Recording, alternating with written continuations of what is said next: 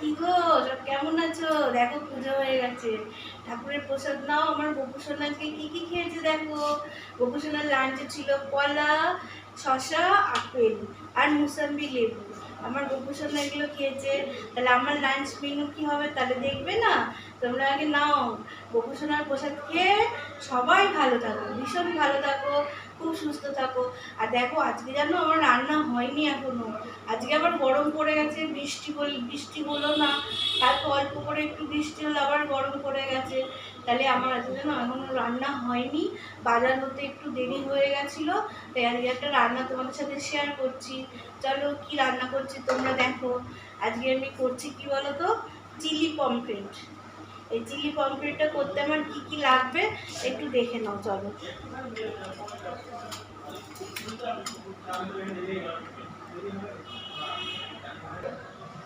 এই চিলি পমফ্রেটটা করার জন্য কড়াইতে দিয়ে দিচ্ছি কি বলতো, সাদা তেল। কড়াই বসিয়ে দিয়েছি, সাদা তেল দিয়ে দিলাম। মাছগুলো ভেজে নিতে হবে ভালো করে। তা কি কি লাগছে দেখো। আমি এখানে একটু ব্যাটার বানিয়ে নিয়েছি কর্নফ্লাওয়ার, ডিম আর গোলমরিচের গুঁড়ো দিয়ে।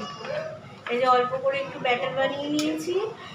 আর আমি দেবো এখানে কি বলো, রসুন কুচি, কাঁচা লঙ্কা কুচি, তারপরে এখানে কেটে নিয়েছি পেঁয়াজ আর ক্যাপসিকাম, আর এখানে কেটে নিয়েছি কি বলো একটু টমেটো।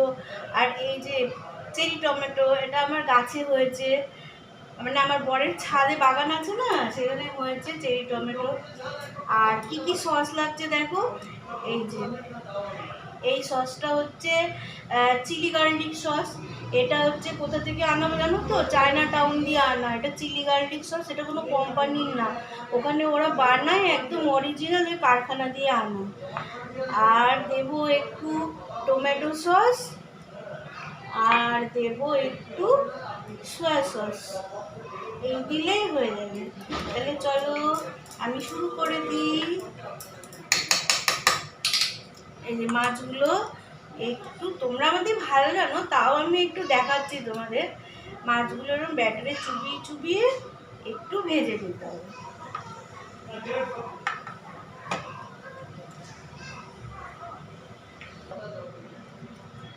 মাছগুলোকে এরকম ব্যাটারে চুবিয়ে একটু লাল লাল করে ভেজে নিতে হবে পটাপট।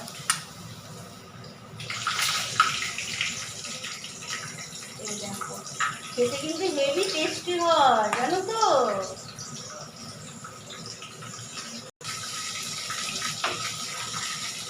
মাছগুলো সব লাল লাল করে ভাজা হয়ে গেল।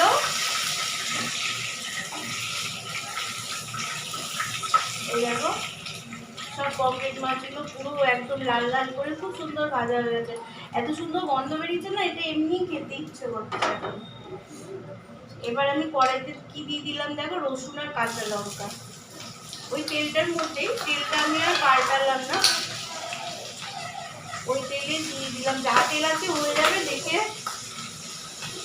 বাবা ছিটছে, ওই জন্য আমি আর বেশি তেলও দিলাম না। এবার এর মধ্যে দিয়ে দেব পেঁয়াজ আর ক্যাপসিকাম।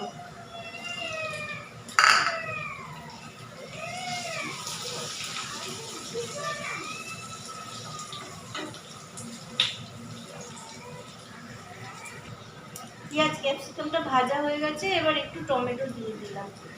আর এই গাছের টমেটো দুটো না একদম গোটা গোটাই দিয়ে দিলাম। এবার এটাকেও একটু ভাজা ভাজা করে নিতে হবে।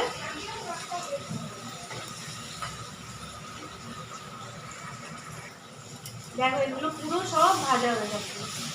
এবার আমি কি দিয়ে দেবো বলো, প্রথমে দিয়ে দেবো এই যে চিলি গার্লিক সসটা। চিলি গার্লিক সসটা দিয়ে দিলাম। এবার এই যে টমেটো সসটাও দিয়ে দিলাম, টমেটো হট অ্যান্ড সুইট ম্যাগির যেটা, ওটাই আমি এখানে দিয়েছি। আর একটু দিয়ে দিলাম এই যে আন্দাজ মতো একটু সোয়া সস, অল্প করে আন্দাজ মতো সোয়া সস। ব্যাস হয়ে গেল, ঝটাপট ঝটাপট। কতক্ষণ আর লাগে, কিন্তু খেতে হেভি খুব সুন্দর লাগে খেতে। তোমরা করে খেয়ে দেখো, নিশ্চয়ই তোমরা খাও, তোমরা আমার থেকে আরো বেশি ভালোই বানাও। একটু জল লাগবে, আমি এই কাপগুলো ধুয়ে ধুয়ে জল দিয়ে দেবো।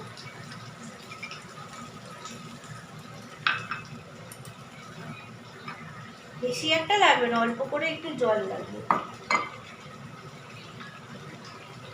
কাপ দিয়ে একটু জল দিয়ে দিলাম, বেশি জল লাগবে না। আর এর মধ্যে জানো তো নুন টুন কিচ্ছু দিতে হবে না, কেন সোয়া সস টস দেওয়া রয়েছে তো, সসগুলোতেই নুন থাকে। ঝোলগুলো ফুটে উঠলে মাছ দিয়ে দেবো।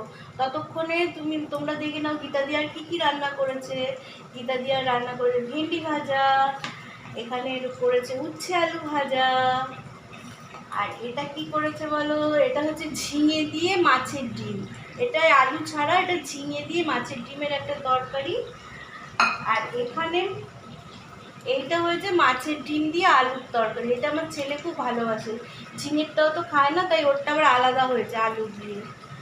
আর হয়েছে কি বলো, গরম গরম ভাত।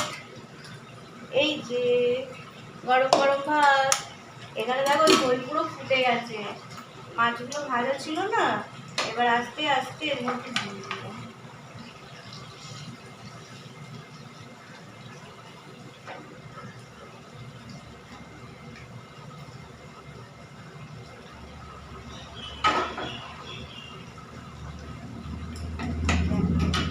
পুরো ব্যাপারটা কিরম দাঁড়িয়েছে দেখো, ওয়াও, পুরো ফ্যান্টাস্টিক, দারুণ হয়েছে। তা গীতাদির আজকে লাঞ্চ মেনু এটাই। যদি ভালো লাগে লাইক কমেন্ট শেয়ার করো। দেখা হবে নেক্সট ভিডিওতে, টাটা।